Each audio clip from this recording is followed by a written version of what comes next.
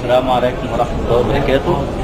معانا أصدقائنا من الصين، كنا بنتكلم عن علوم الريفلكسولوجي، وعلى أساس إن هو معروف جدا باسم الطب الصيني. تمام. واحنا بنتكلم فأخونا عرفني إن ابن سينا وهو الشيخ الرئيسي اليوناني أبو الطب عندنا طبعا في الفلسفة، وبيقول إن الصين كمان دي مكان كبير جدا، صح؟ ويتنافسوا الطب، متحف كبير. نعم. تفضل حضرتك استكمال معلومة يعني. ما شاء الله ما شاء الله. لا أعرف كده إن شاء الله. نعم. مسلم نعم من الصين. نعم، جئنا إلى مصر لندرس اللغة العربية والشريعة الإسلامية. نعم. لأن اللغة العربية لغة القرآن ولغة الحديث. نعم. وكل الكتب الإسلامية يكتب بهذه اللغة. نعم. اللغة العربية أجمل اللغات وأصعب اللغات في العالم. الله أكبر. نتشرف بهذه اللغة أو بهذه الأمة. نعم. ولأن الشريعة الإسلامية شريعتنا والشريعة المحمدية. نعم. صلى الله عليه وسلم. وحاصل الشرائع الأنبياء في الدنيا إن شاء الله في الآخرة عند الله سبحانه وتعالى نحن نتشرف بهذه الشريعة. نعم. ويكتب علينا بهذه الأجور بهذه الشريعة. نعم. إن شاء الله نحن. لكن حضرتك في الأصل مسلم؟ نعم، من الأصل. جدي وجدتي أيوة. قبل 800 سنة من تركمانستان. نعم. إلى الصين لدعوة الإسلام، ثم ماتوا في الصين. نحن ذريتهم. نعم. نتشرف. اسم حضرتك؟ محمد حنفي صيني. في قسم لغة عربية ولا شريعة إسلامية؟ الآن ما فيش قسم في المعهد الأزهري. المعهد الأزهري إن شاء الله بعدين إن شاء الله. واسم حضرتك محمد؟ نعم. محمد إن شاء الله. أرجو من الدول العربية أن تعلم أولادكم وأصدقائكم بالإسلام. الإسلام حق من الأول إلى الآخر. الله أكبر. فالإسلام انتشار هذه الأسلوب ده معجزات القرآن الكريم ليظهره على الدين كله وكفى بالله شهيدا. نعم. انتشار هذه الأسلوب سريعا في العالم، لا حكمة الله في العالم أو أسلوب المعجز القرآن الكريم في هذه الدنيا. إن شاء الله. أنا أحييك على هذا الجمال يعني، ما شاء الله عليك. أتعرف بحضرتك؟ الاسم؟ عيسى. نعم. وأيضا مسلم أبا وجدا. أيوة. نعم. أبو جد من الأصل كله مسلم الحمد لله. الحمد لله. تفضل. هنتكلم عن الإعجاز العلمي في الصلاة والوضوء من الناحية الطبية. تمام. أو ما يعرف بهذا العلم الريفلكسولوجي. فعلم الريفلكسولوجي في اللغة الإنجليزية بيقولوا إن العلم ده من أيام الفراعنة، من 2330 سنة قبل الميلاد. في خريطة متكاملة موجودة في باطن القدم وفي كف اليد. كل نقطة من هذه النقاط هي لها انعكاسات معينة في الجسم: الكلى، الكبد، البنكرياس، الطحال، هنا الرأس. نعم. فإذا كان هناك أي مشكلة في جسم الإنسان فتستطيع أن تعالج نفسك بهذه النقاط. هذا من أيام الفراعنة، ولكن الوضع حينما تبحث فيه أكثر ستجده في الإسلام، في السنة النبوية. أثناء الوضوء أنت تمارس هذه العملية العلاجية، كيف تصحح مسارات الطاقة الجسدية، وكيف تقوم بعملية التوازن العضوي النفسي. فنقول أن الإنسان إذا أردنا أن نتعامل مع هذا الإنسان أن يكون إنسانا سويا، لابد أن نتعامل معه بثلاثة أشياء: الجزء الروحاني والجزء النفسي أو ما يعرف بسيكولوجي والجزء العضوي.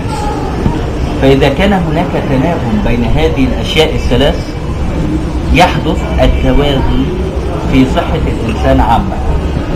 فإذا كان هناك خلل بين هذه الأشياء الثلاث فيجد كثير من المشاكل العضوية والنفسية.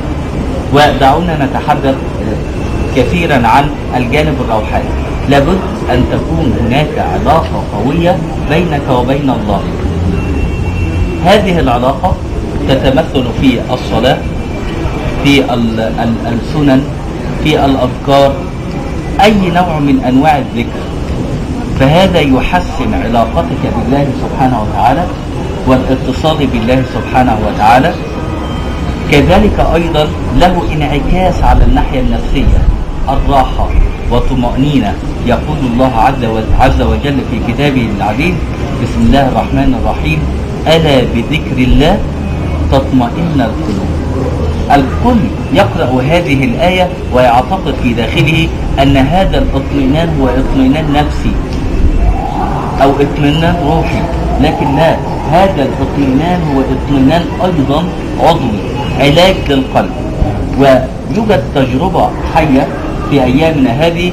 كان هناك رجل فقير، هذا الرجل كانت لديه فتاة دائما ما تشكو من القلب، ألم في القلب، فتقول لوالديه: يا أبتي إن قلبي به ألم، أصابه ألم، لا أستطيع أن أفعل ذلك أو أن أتحمل هذا الألم.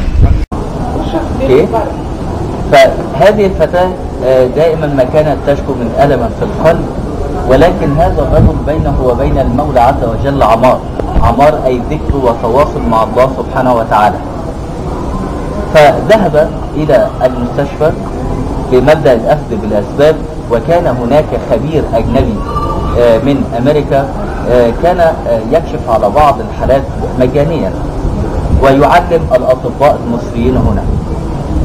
فحينما رأى هذه الفتاة وقام بالفحوصات الطبية من الأشعة التلفزيونية وخلافه، فوجد أنه يوجد ثقب في القلب، ثقب في القلب، هذا هو سبب الألم.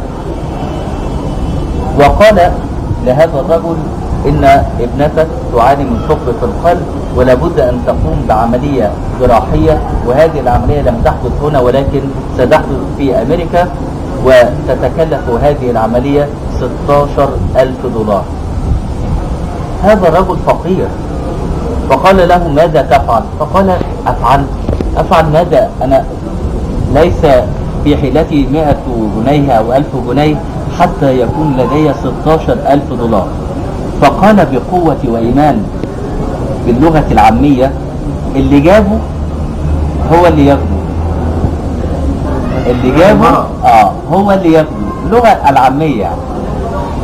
فالرجل الأجنبي لا يعلم اللغة العربية، فيقول: وات از مينينج، بيقول ايه؟ مش فاهم.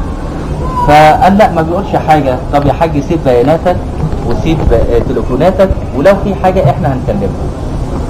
ذهب هذا الرجل وكان يحفظ الحديث عن النبي صلى الله عليه وسلم أو صلاة على النبي صلى الله عليه وسلم بهذه الصيغة: يضع يده على قلب الفتاة ويقول: اللهم صل على سيدنا محمد طب القلوب ودوائها وعافية الأبدان وشفائها ونور الأبصار وضيائها وعلى آله وصحبه وسلم صلى الله عليه وسلم. كان يقول ذلك حتى أن الفتاة كادت تشعر بأن الجسم يتخدر ولا تشعر بأي ألم وتنام نوما عميقا. وبعد أيام اتصلت به إدارة المستشفى وقالت له: آتنا بهذه الفتاة، ستسمع خبرا مبشرا إن شاء الله. وبالفعل ذهب إلى المستشفى ووجد الخبير الأجنبي قبل أن يسافر فأخبره بأن الفتاة ستقام لها العملية مجانية في أمريكا. الأم كانت مفرحة كثيرا، الأم كانت فرحانة جدا جدا، وقالت: كويس إن احنا هنعمل عملية ومش هنتكلف أي حاجة. أما الأب ما كانش فرحان، الأب ما كانش فرحان. فقالت له ليه انت مش مبسوط ليه؟ مش فرحان ليه؟ قال لها اصبري اصبري. فالطبيب اخذ بالقيام بالفحوصات الشامله لهذه الفتاه حتى يقوم باستحضار غرفه العمليه، ولكن كانت هناك مفاجاه للطبيب بانه اكتشف انه لا يوجد ثقب في القلب. يا الله، ما شاء الله ما شاء الله. قال الطبيب امبوسيبل. هذا الرجل لا يتحدث لغة الإنجليزية، فيقول له ماذا يقول؟ قال انه يخبرك مستحيل. فقال لا، انتم الذي تعلموا المستحيل، اما بيننا وبين الله لا يوجد شيء اسمه مستحيل.